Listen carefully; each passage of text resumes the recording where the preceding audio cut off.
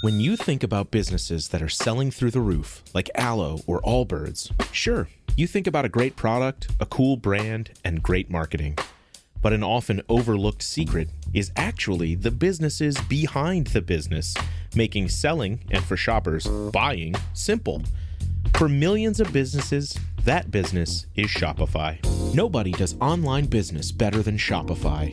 It's home of Shop Pay, the #1 checkout in the world. You can use it to boost conversions up to 50%, meaning way less carts going abandoned and way more sales going through to checkout. Sign up for your $1 per month trial period at shopify.com/income, all lowercase.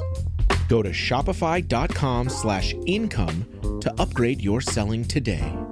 That's shopify.com/income. There's no better feeling than a personal win, and the State Farm Personal Price Plan can help you do just that. Talk to a State Farm agent today to learn how you can bundle and save with the Personal Price Plan. Like a good neighbor, State Farm is there. Prices are based on rating plans that vary by state. Coverage options are selected by the customer. Availability, amount of discounts and savings, and eligibility vary by state.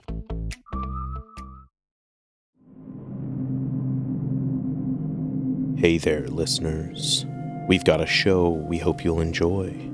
If you like what you hear, subscribe at the link below.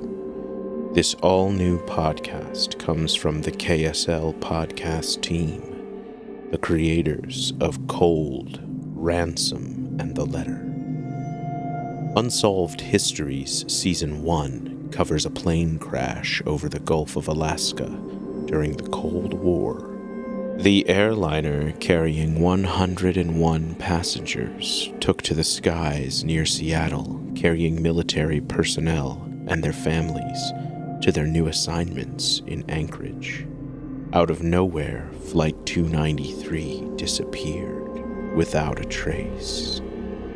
Check out this clip from Episode 1 to learn more.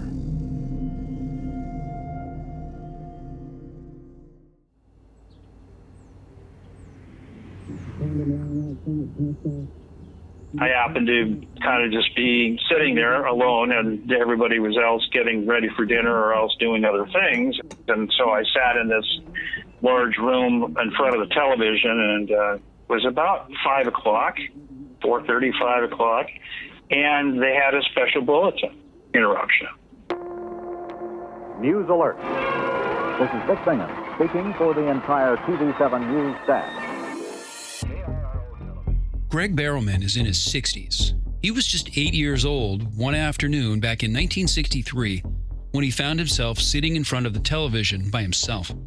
Cartoons were over, and the evening news was on from Seattle station KIRO, or Cairo. Well, what they did at the time is they posted the passengers, their names, and where they were from, right there. I was like, oh, that's interesting. Plane crash, Alaska. And I'm telling you, this is God's truth. I read the passenger list, and I missed the first part of it in alphabetical order.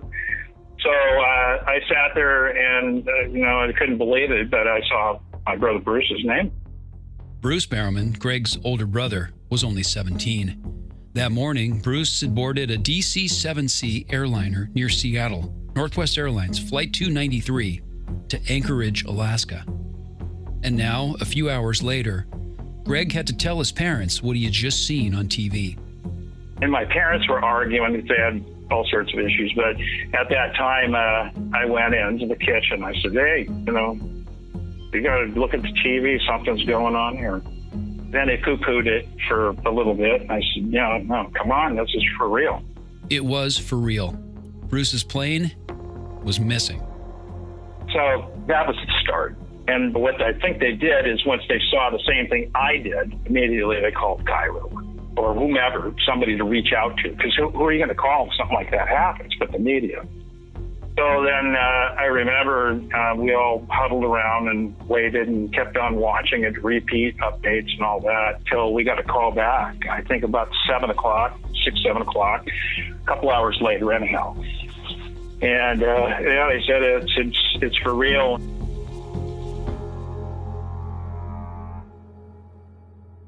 Reports were sketchy that night as Greg and his parents and his 3 other siblings waited for details about what had happened.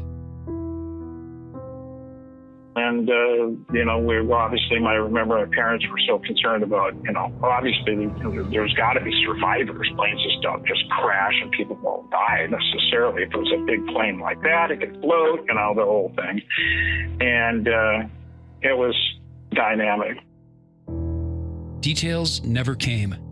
The Barrowman family and the families of everyone else on board the plane would never learn anything substantive about the tragedy that took the life of Bruce Barrowman and 100 others. Sons, fathers, brothers, daughters, mothers, and sisters. For 6 decades, Greg Barrowman has been searching for answers about what happened to his brother and about what happened to Flight 293. At times, it's been a struggle to cope and to make sense of things in the wake of a tragedy that became an enduring mystery. 60 years on, the Barrowmans aren't the only ones still suffering. The family members and friends who were left behind have never learned what really happened to the plane or about what led to the death of their loved ones. As Greg Barrowman grew up, missing his big brother became a search for answers and a quest for closure. What began as a personal mission became so much more. I'd say we're trying to visit the past in order to gain perspective on our lives currently, and then for myself, being in the 4th quarter of life now, to know that the people that we may affect in this broadcast or our communication would give people hope for the future and some resolve. With help from Greg and from others who lost loved ones on Flight 293, and by consulting with aviation experts to review the old documents and with amateur sleuths to comb through the archives, we re-examined the investigation and joined in the search for answers and in the quest for closure. From KSL Podcasts, I'm Felix Bonnell. This is Unsolved Histories, What Happened to Flight 293. Episode 1, Brothers.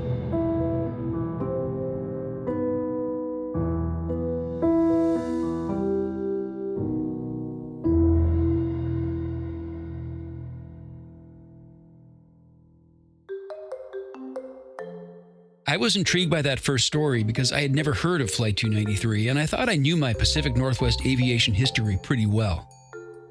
I work for radio station KIRO in Seattle, where I produce history stories about things like old army forts, forgotten shipwrecks, abandoned drive-in theaters, and lost and found treasures. But I also do a lot of stories about transportation disasters, bridges collapsing, trolleys jumping the tracks, and again, airplane crashes. My interest in plane crashes is not a ghoulish thing, it's the exact opposite. It's about life and survival and how traumatic experiences shape our feelings about what we value most in the short time we have on Earth. I've visited crash sites and I've tracked down and spoken with amazing, resilient people who survived or witnessed some of the worst air crashes in the Pacific Northwest of the past 75 years. Like the man who survived the crash of a jetliner north of Seattle in 1959. I don't know if you've ever known you were going to die, but somehow you get a euphoric feeling. Don't worry about it. He's going to die, you know that, but you accept it and you feel, well, hurry up, let's get it over with. I've also done stories about lost planes where family members of those aboard never gave up searching for answers. Like 2 young Navy pilots who took off from Seattle back in 1949 on a training flight and disappeared. The mother of one of them came to Seattle from Tennessee to help with the search. Nothing turned up, but she came back every year for 20 years to continue searching. She would talk about it, and she'd share all the details with us, me and my brother as grandchildren, and it was always on her mind. She just never could get emotionally detached from it. All this to say that something about plane crashes and the people affected by them have always been compelling. So that's why after I first read about Flight 293, I decided I needed to know more. I checked online and there were some old articles and a few bits of information on Wikipedia. The most revealing and most frustrating thing I found was something called the Aircraft Accident Report, an official document issued by a federal government agency called the Civil Aeronautics Board, or CAB. The CAB is, essentially, a precursor to the National Transportation Safety Board. Like the NTSB does today, the CAB investigated aviation accidents and issued reports on the causes of plane crashes. The CAB report on what happened to Flight 293 is a scant 10 pages. It leaves a lot of questions unanswered. That's one of the reasons why we're doing this podcast.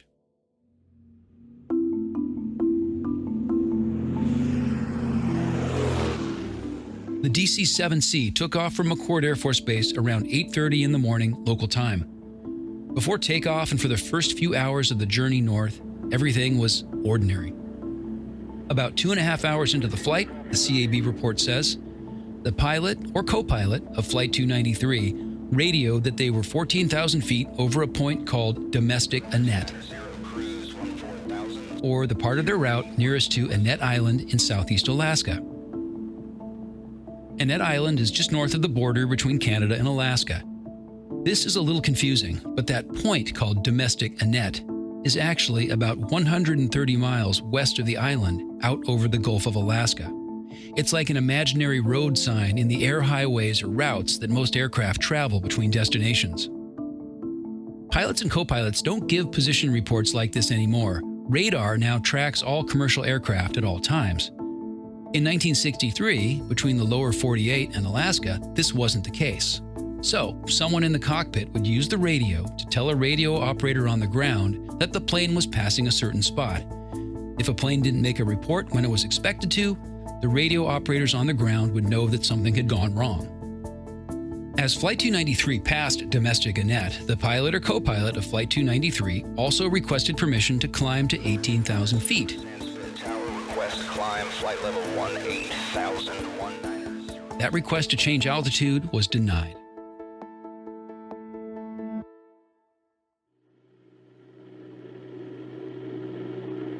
The crew hadn't given any reason for wanting to climb from 14,000 to 18,000 feet, though changing altitude would be a routine step for an airliner to take to avoid something like turbulence or icing conditions. We'll hear more about this in a later episode. The CAB report explains that a Canadian radio operator at Sandspit, British Columbia, that's an island just south of the Canadian border with Alaska, acknowledged this transmission and advised Flight 293 that this altitude was occupied by Pacific Northern Airlines Flight 5. In a routine situation involving communications like this between air traffic personnel on the ground and a cockpit crew in the air, someone from Flight 293 should have acknowledged the message from Sandspit right away. Instead, there was only silence. The CAB report continues, saying that 2 minutes later, the Sandspit operator attempted to contact Flight 293 and give it a clearance to 16,000 feet. And then, more silence. There was no answer from the plane. Next, the radio operator at Sandspit asked the crew of Pacific Northern Airways Flight 5, remember, that was the aircraft already occupying the nearby airspace at 18,000 feet, to attempt to contact Flight 293. It's unclear how much time elapsed between the Sandspit radio operator asking the Pacific Northern Airways crew for help, but it's likely they complied almost immediately. But when that crew tried to reach Flight 293 once again, there was no answer.